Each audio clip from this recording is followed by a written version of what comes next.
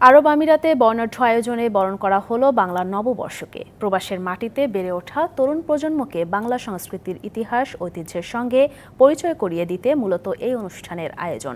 একাকী প্রবাস জীবনে পরিবার পরিজন বন্ধুবান্ধব থেকে দূরে থাকা মানুষগুলো মেতে ওঠেন দেশীয় স্বাদ ও আমেজে। পহেলা বৈশাখ বাঙালি সর্বজনীন উৎসব। শুধু দেশে নয়, সারা বিশ্বে বসবাসরত বাঙালি খুবই আনন্দে উদযাপন করে এই দিনটি।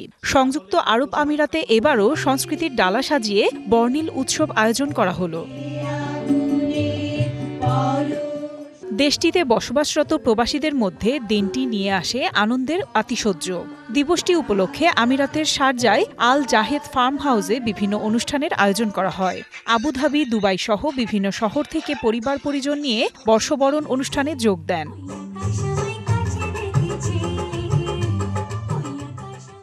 মঙ্গল শোভাযাত্রার মাধ্যমে নববর্ষকে বরণ করে নেওয়া হয়। পরে নাচ, গান ও নানা আয়োজনের মধ্য দিয়ে দিবসটি উদযাপন করেন প্রবাসীরা।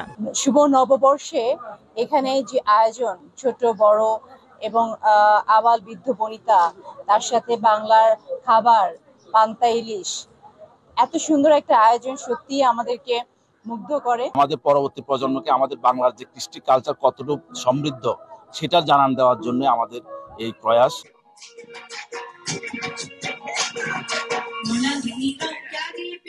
দূতাবাসের কর্মকর্তারা বলেছেন, এই আয়োজনের ধারা বজায় থাকলে আগামী প্রজন্মের মধ্যে ছড়িয়ে পড়বে বাঙালি সংস্কৃতি। বাংলাদেশের প্রতি ওয়ালটন ফ্রিজ কিনে অনেকের মতো আপনিও হয়ে যেতে পারেন মিলেনিয়াল।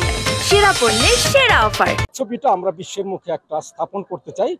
সেটার ধারাবাহিকতায় আমরা যে পর্যায়ক্রমিক অনুষ্ঠানগুলো আছে এগুলো আমরা সবসময় করার চেষ্টা করে। আয়োজকরা জানান, প্রবাসের মাটিতে বেড়ে ওঠা তরুণ প্রজন্মকে বাংলা সংস্কৃতির ইতিহাস ঐতিহ্যের সঙ্গে পরিচয় করিয়ে দিতে মূলত এই অনুষ্ঠানের আয়োজন। আগামীতে আরও বড় পরিসরে বর্ষবরণ অনুষ্ঠানের উদ্যোগ নেওয়া হবে। সর্বোপরি যারা এই কাজের ব্যাপারে সহযোগিতা করেছেন বিভিন্নভাবে, তাদের প্রতি আমাদের কৃতজ্ঞ রইল।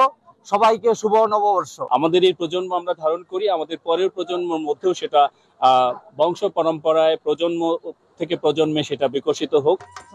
অনুষ্ঠান শেষে আলোচনা সভায় দূতাবাসের কর্মকর্তারা ছাড়াও বক্তব্য রাখেন বিশ্বনাথ দাস, অজিত কুমার রায়, অজিত চৌধুরী মিঠু, উত্তম কুমার সরকার সহ অনেকে। DBC news desk.